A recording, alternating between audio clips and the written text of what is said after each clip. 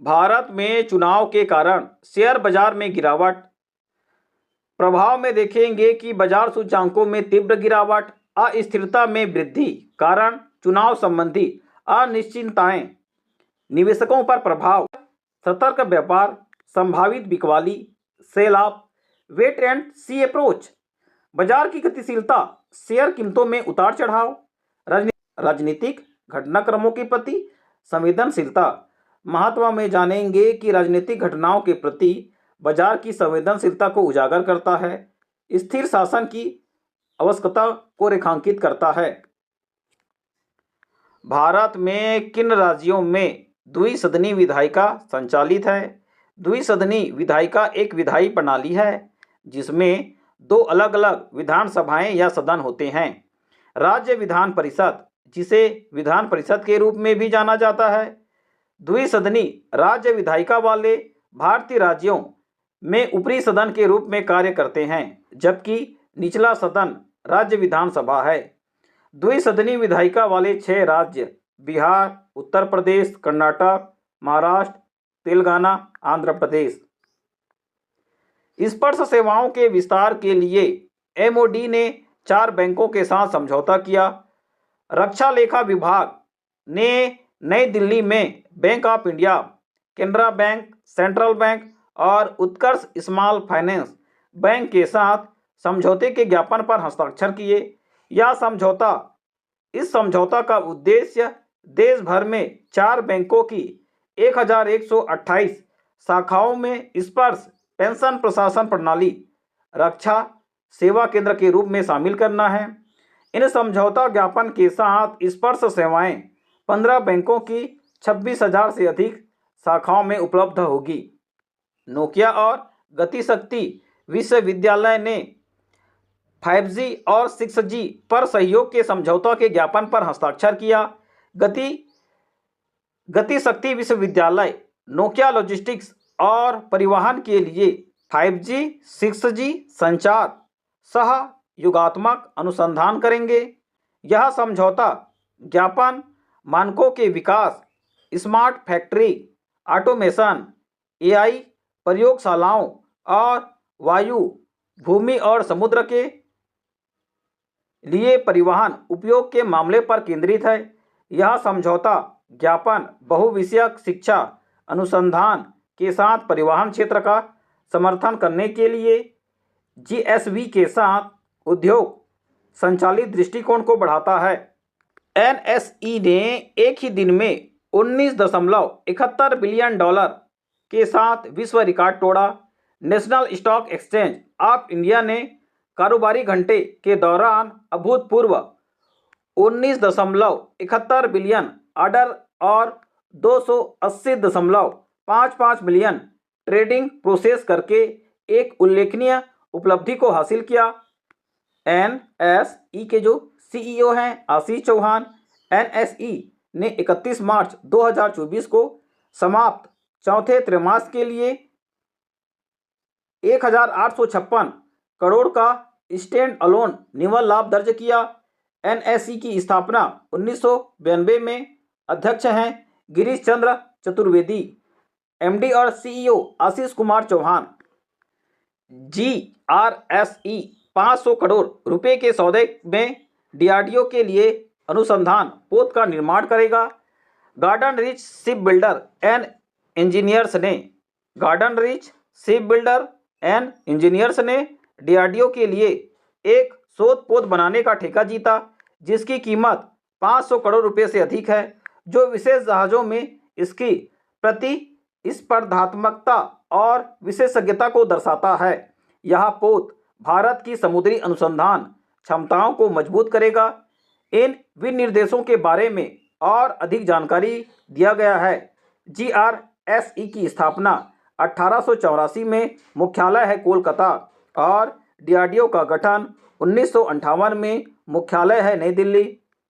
हरियाणा सरकार ने वायु प्रदूषण से निपटने के लिए विश्व बैंक के द्वारा वित्त पोषित 10,000 करोड़ रुपए की परियोजना का घोषणा किया। इस परियोजना का उद्देश्य हरियाणा में वायु गुणवत्ता में सुधार करना, जिसका शुरुआत NCR जिलों से होगी और इसे पूरे राज्य में विस्तारित किया जाएगा। इसमें अत्याधुनिक प्रयोगशाला की स्थापना किया जाएगा। 4 मौजूदा प्रयोगशालाओं को आधुनिकीकरण किया जाएगा। विश्व बैंक का जो मुख्यालय है वाशिंगटन डीसी, स्थापना जुलाई 1944 में। सेबी ने निवेशकों के लिए सारथी 2.0 पर्सनल फाइनेंस ऐप को लॉन्च कर दिया। बाजार नियामक सेबी ने अपने नवीनतम मोबाइल ऐप सारथी 2.0 का अनावरण किया, जिसमें निवेशकों को वित्त का प्रबंधन करने में मदद करने के लिए डिजाइन किया गया। ऐप जटिल वित्तीय अवधारणाओं को समझने में आसान बनाने के लिए उपकरणों से सुसज्जित है। इनमें निम्न शामिल हैं: वित्तीय कैलकुलेटर, शैक्षिक मॉड्यूल, निवेशक सहायता वीडियो सामग्री। सेबी की स्थापना 1988 में, वैधानिक मान्यता 1992 में, मुख्यालय है मुंबई। स्लोवेनियाई संसद ने स्वतंत्र फिलिस्तीनी राज्य को मान्यता दिया। स्लोवेनियाई संसद ने स्पेन, आयरलैंड और नॉर्वे के साथ मिलकर एक स्वतंत्र फिलिस्तीनी को मान्यता देने के लिए मतदान किया। स्वीडन और हंगरी सहित अन्य यूरोपीय संघ देशों ने पहले ही फिलिस्तीन को मान्यता दे दिया है, जबकि माल्टा शीघ्र ही ऐसा कर सकता है।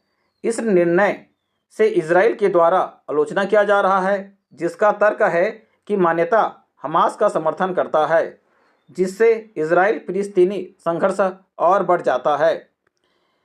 फिलिस्तीन की राजधानी है यरूशलेम। राष्ट्रपति द्रौपदी मुर्मू ने 17वीं लोकसभा भंग की। राष्ट्रपति द्रौपदी मुर्मू ने प्रधानमंत्री नरेंद्र मोदी के नेतृत्व वाली कैबिनेट की सलाह पर 17वीं लोकसभा को भंग कर दिया। प्रधानमंत्री मोदी ने राष्ट्रपति मुर्मू को अपना इस्तीफा सौंप दिया, जिसे उन्होंने स्वीकार कर लिया। 543 संसदीय लोकसभा में एनडीए 272 के बहुमत के आंकड़े से काफ़ी ऊपर है। भाजपा की 240 सीटें, कांग्रेस की 99 सीटें, समाजवादी पार्टी की 37 सीटें, तृणमूल कांग्रेस की 29 सीटें आई है। QS world university ranking 2025। QS world university ranking 2025। IIT Bombay ने नवीनतम क्यूएस वर्ल्ड यूनिवर्सिटी रैंकिंग 2025 में भारत में शीर्ष स्थान 118वां हासिल किया। पिछले वर्ष की तुलना में 61% भारतीय ने विश्वविद्यालयों में अपनी स्थिति को सुधार किया। क्यूएस वर्ल्ड यूनिवर्सिटी की रैंकिंग में 2025। QS world university ranking 2025। IIT Bombay ने नवीनतम क्यूएस वर्ल्ड यूनिवर्सिटी रैंकिंग 2025 में भारत में शीर्ष स्थान को हासिल किया, जो 118वां है। पिछले वर्ष की तुलना में 61% भारतीय विश्वविद्यालयों ने अपनी स्थिति में सुधार किया।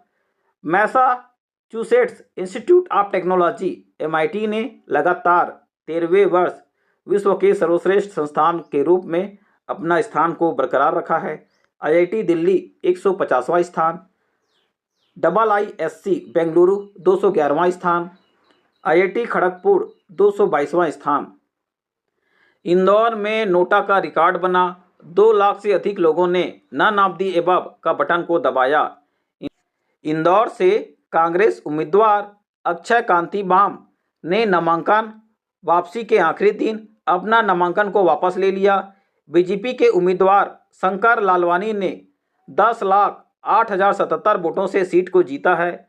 नोटा को 2,18,674 वोट मिले। नोटा के विकल्प का अर्थ है नन ऑफ द एबव होता है। इसे 2013 में शुरू किया गया था, जो मतदाताओं को चुनाव लड़ने वाले किसी भी उम्मीदवार को न चुनने का विकल्प देता है। डॉट ने उद्योग में MSME और स्टार्टअप को समर्थन देने के लिए एक पहल का शुरुआत किया।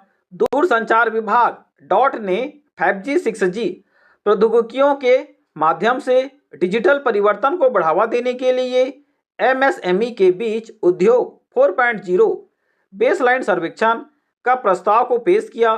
सर्वेक्षण का उद्देश्य भारत और दक्षिण भारत में कम से कम 10 क्षेत्रों को लक्षित करते हुए एआई, आईओटी और क्लाउड कंप्यूटिंग जैसे उद्योग 4.0 प्रौद्योगिकियों को अपनाने में एमएसएमई की चुनौतियों को समझना है। आरोग्य पैथ केयर को एनएबीएल मान्यता मिला। आरोग्य पैथ केयर एक आईएसओ 15189:2012 प्रमाणित लैब है, जिसमें 2024-26 के लिए एनएबीएल मान्यता मिला है। यह मान्यता यथार्थ और विश्वसनीय डायग्नोस्टिक सेवाएं सुनिश्चित करती है, प्रतिस्पर्धात्मक प्रदान करती है और नए व्यावसायिक अवसर खोलती है। सह संस्थापक विमल त्यागी उच्च गुणवत्ता वाली डायग्नोस्टिक और होम सैंपल कलेक्शन सेवाओं को देश भर में सुलभ बनाने की प्रतिबद्धता को मजबूत करते हैं।